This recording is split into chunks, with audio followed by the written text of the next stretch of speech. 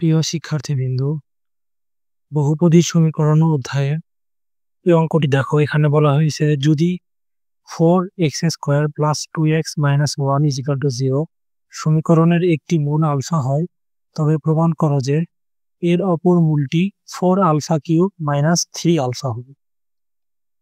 ওকে, কারণ আমরা প্রথমে লিখবো যে দেওয়া আছে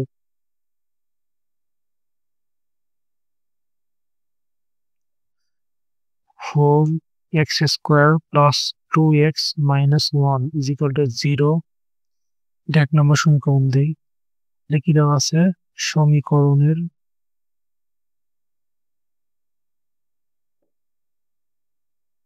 একটি মূল আলফা, এটা দেওয়া আছে। ধরি অপর মূলটি সমান বিটা। তাহলে আমাদের কি প্রমাণ করতে হবে? এই বিটা সমানই এই যে 4α³ - 3α। তো সেটা লিখি যে প্রমাণ করতে হবে যে বিটা = 4α³ - 3α। এটাকে 2 নম্বর সমীকরণ দিলাম। এই সমীকরণটা আমাদের প্রমাণ করতে হবে। এখন আমরা জানি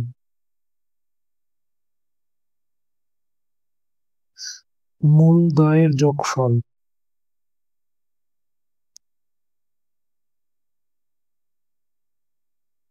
দেখো, মূলদ্বয় বলতে কি? আলফা বিটা, আলফা যোগ বিটা।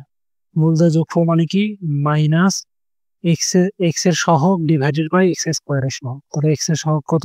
2, আর x² এর সহগ 4, -12। এটা কি? আলফা যোগ বিটার মান, -12 পেলাম।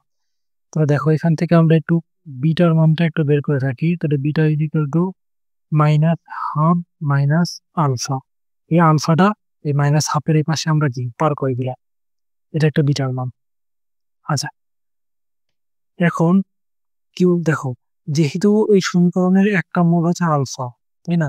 তাহলে এই সমীকরণে আলফা এক্স এর পরিবর্তে আলফাকে বসানো যায়, বুঝছো? যে মূলগুলাকে কি করা যায়? এক্স এর পরিবর্তে বসানো যায়। যেহেতু 1 নং সমীকরণের একটি মূল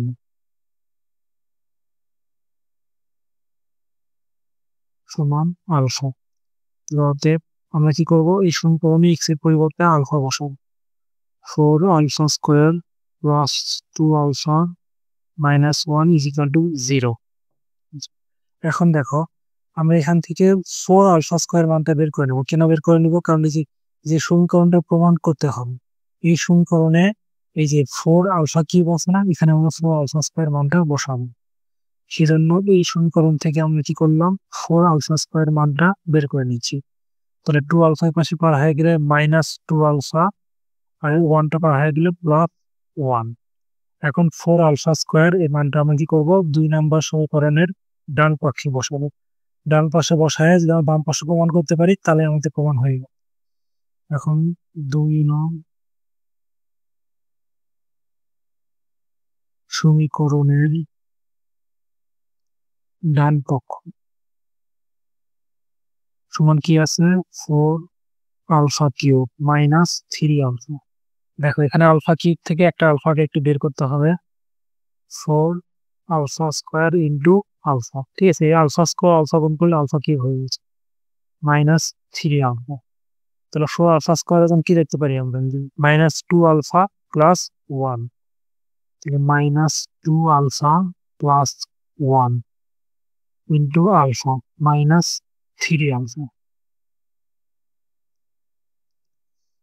এখন তাহলে হচ্ছে মাইনাস, দেখো, 2α²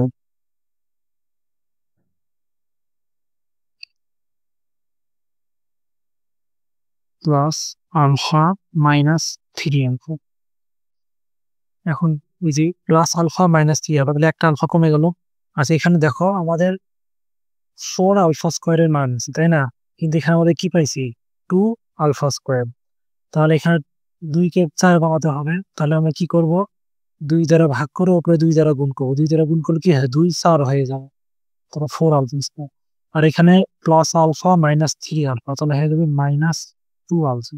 ওকে, মাইনাস 4 আলফা স্কয়ারকে কি লেখা যায়, এই যে মাইনাস 2 আলফা প্লাস 1, তো minus 2 alpha plus 1 minus 2 alpha.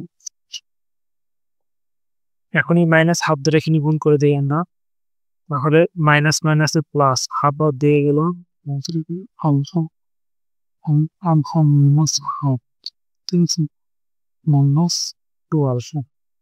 এই যে মাইনাস হাফ দ্বারা ওই অংশটুকু গুণ করে দিই, তাহলে এখানে আসতেছে আমাদের দেখো প্লাস আলফা মাইনাস 2 আলফা, তাই না, তবে মাইনাস হাফ আর 2 আলফা থেকে প্লাস একটা আলফা কমে গেলে হবে মাইনাস আলফা। এখন দেখো তো এই যে এটা কার সাথে মিলে, এই যে মাইনাস হাফ মাইনাস আলফা সমান কি লেখা যায়, বিটা, ঠিক আছে, তাহলে এটার পরিবর্তে আমরা কি লিখতে পারি, বিটা। তাহলে দেখো মিলছে, এই সমীকরণের ডান পক্ষ এইটা সমান বিটা, যেটা আমাদের প্রমাণ করতে হবে। দেখো বিটা সমান 4 আলফা কিউব মাইনাস 3 আলফা, আমরা কি করছি 4 আলফা কিউব মাইনাস 3 আলফা থেকে বিটা প্রমাণ করছি, ঠিক আছে, তাহলে আমাদের প্রমাণিত হয়েছে। আমাদের আরেকটি অপশন লিখি, অপর 1 নং সমীকরণের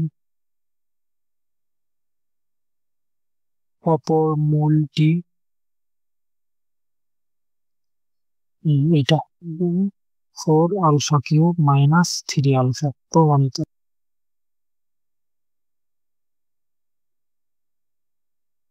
সবাইকে ধন্যবাদ।